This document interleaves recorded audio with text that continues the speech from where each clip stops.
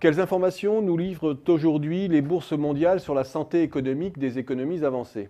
Je ne veux pas ici accorder plus de poids qu'il n'en faut à la rationalité des marchés et à leur pouvoir d'anticipation.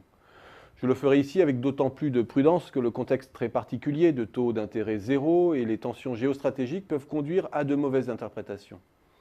L'évolution des bourses depuis la crise nous délivre néanmoins des messages particulièrement éclairants sur la solidité du mouvement de reprise et de renforcement de l'offre des différentes économies. D'abord, sur la solidité des reprises.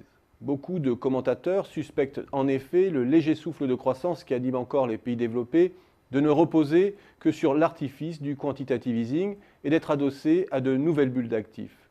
Les pays anglo-saxons notamment ne devraient leur salut qu'à leur nouvelle fuite en avant financière. L'occasion de s'interroger sur le degré d'exubérance des bourses depuis la mise en place des politiques monétaires dites non conventionnelles. Les progressions de cours peuvent en effet mettre en alerte, notamment aux États-Unis. Le SP500 surplombe en effet de 30% ses précédents records d'octobre 2007 et a progressé de plus de 170% depuis ses points bas de février 2009. Les chiffres étant moins vertigineux pour le FT100 britannique, je m'attarderai donc sur le cas américain, et il est particulièrement édifiant. En effet, rien ne permet de dire que les cours sont surestimés aujourd'hui. Si l'on regarde notamment ce que représente le SP500 en multiple des profits des grandes cotations, la progression de la bourse ne paraît en rien atypique. Elle est en ligne avec celle des résultats. Le PER, qui mesure le ratio cours sur profit, navigue autour de 25. Rien d'alarmant par rapport au pic des années 2000. Rien d'alarmant surtout lorsque l'on sait que les taux d'intérêt réels sont historiquement bas et que normalement cette situation permettrait de tolérer des PER bien plus élevés sans que cela soit une anomalie. Autrement dit, la bourse américaine ne s'est pas laissée enivrer par le quantitative easing et rien ne permet à ce stade de désigner la bourse comme le nouveau talon d'Achille de la reprise américaine.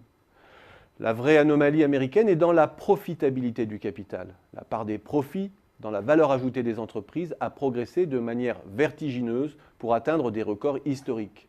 La nouvelle exubérance américaine est bien là.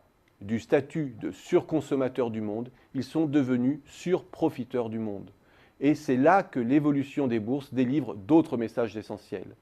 Dans un contexte de taux d'intérêt très faible, les hauts niveaux de la bourse américaine sont au diapason de la très forte rentabilité du capital réel. L'économie américaine réunit donc toutes les conditions pour accumuler du capital et recentrer la production sur son territoire. Investir dans du capital physique ou immatériel procure en effet un rendement très supérieur au coût de la dette. Et la création de ces capacités réduit la dépendance américaine au reste du monde. Le processus de redressement de la balance des paiements américaine n'en est ainsi probablement qu'à ses débuts. La hiérarchie de valorisation entre pays depuis la crise en dit long sur les décalages de rendement et de potentiel d'accumulation des différents pays.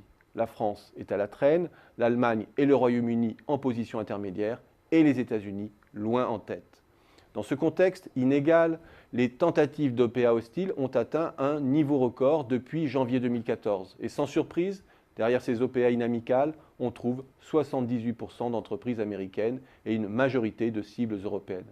En définitive, pendant que la déflation affaiblit les marges en Europe, les États-Unis exploitent à plein l'environnement de taux faibles pour restaurer leur offre et accroître leur pouvoir de marché à travers le monde.